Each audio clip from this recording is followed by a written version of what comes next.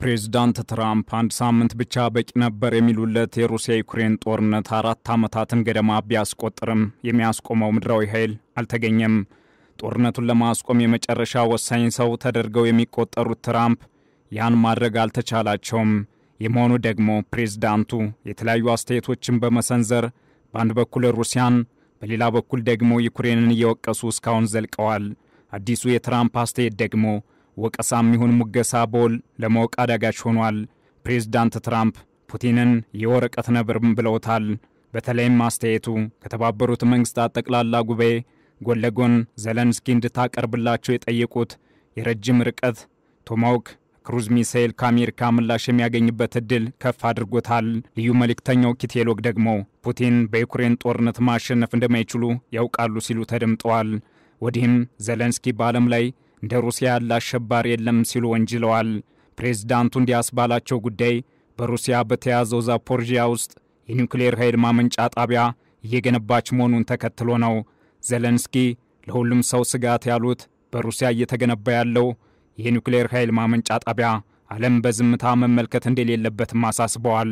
እነዚህን መሰል አስተያየቶች ከተለያዩ ወገኖች መሰንዘራቸውም ዩክሬን ከመውደም አልፎ አውሮፓ በእጅጉ እያሰጋ ያለው ጦርነት በቅርቡ የማይቋጭ መሆኑን ያሳያል።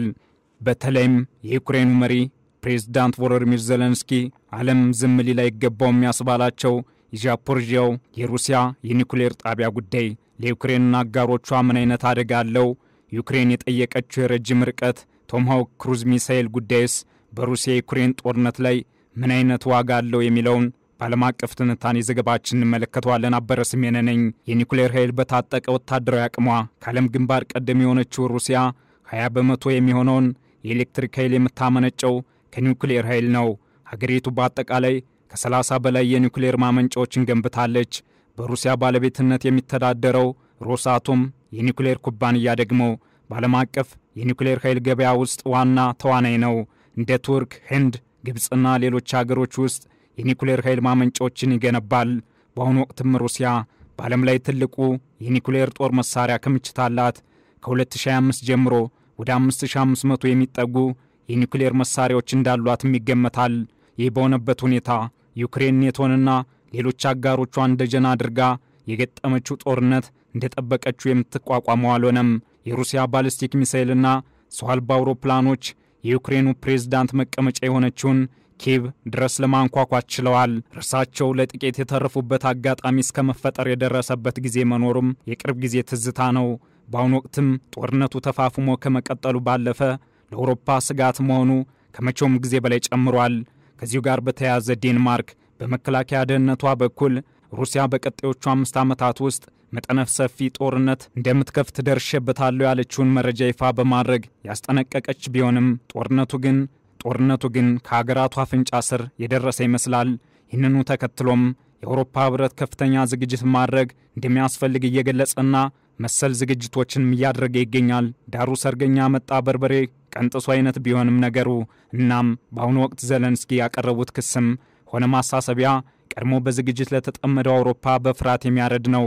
ዘለንስኪ በአደጋ ጊዜ ኃይል ከሚሰጡ የናፍታ ጄኔሬተሮች አንዱ ሥራ ማቆሙን የኤሌክትሪክ ኃይልም ከጠፋ 7 ቀናት መቆጠራቸውን ተናግረዋል። በዛፖርዥያ እንደዚህ ያለ ድንገተኛ ሁኔታ ከዚህ በፊት ታይቶ የማይታወቅና ሁኔታውን ማስጊ ነው። የሩሲያ ወታደሮች ኃይሉን ከኤሌክትሪክ አውታር አቋርጧል ሲሉም ዘለንስኪ ክስ አቅርበዋል።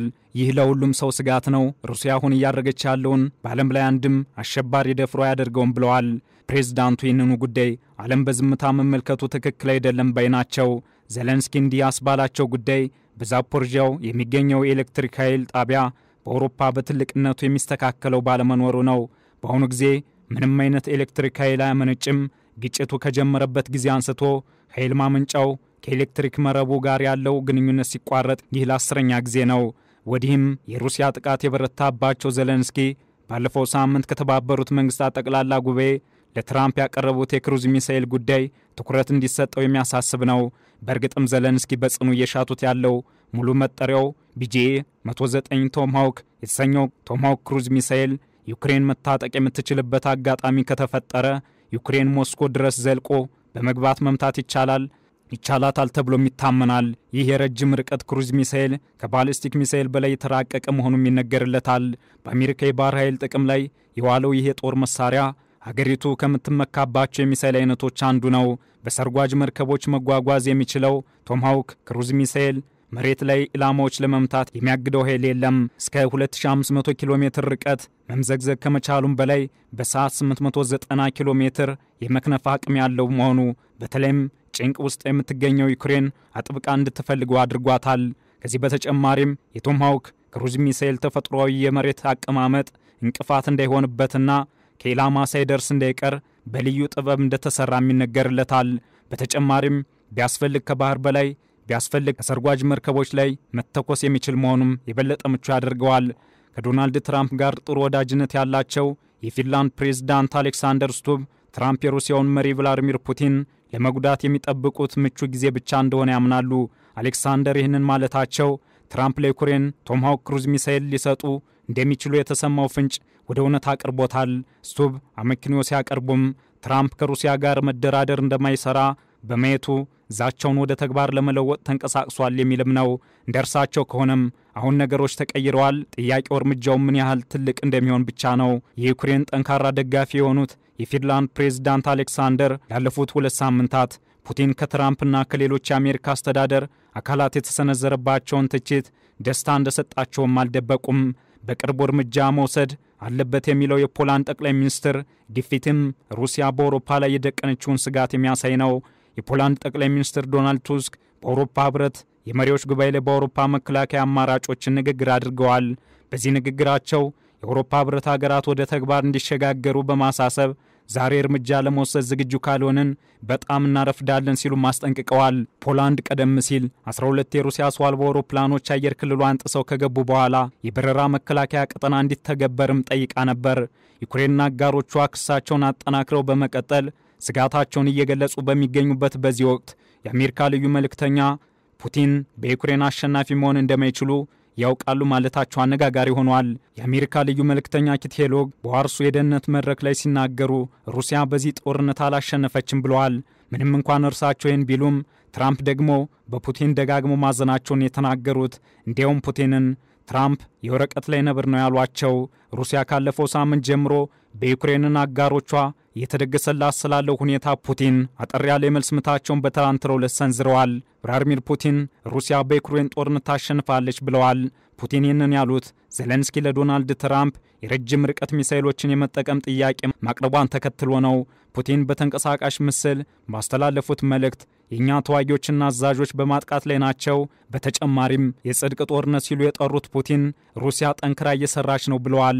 በዚህ መልኩ ከመቼውም ጊዜ በላይ በዩክሬንና ሩሲያ የቀጠለው ጦርነት ምናልባትም ዩክሬን ለጠየቀችው የረጅም ርቀት የክሩዝ ሚሳኤል ጥያቄ አሜሪካ ይሁንታ የምትሰጥ ከሆነ ጦርነቱ ወደ ሌላ ደረጃ ይሸጋግራል የሚሉ መላምቶችን በርክተዋል። በቀጣይ የሚሆነውን የምንመለከትም ይሆናል። ዓለም አቀፍ ትንታኔ ዘገባውን ስናዘጋጅ ዘ ኢንዲፔንደንት፣ ፖለቲኮና ዘ ጋርዲያን በዋቢነት ተጠቅመናል።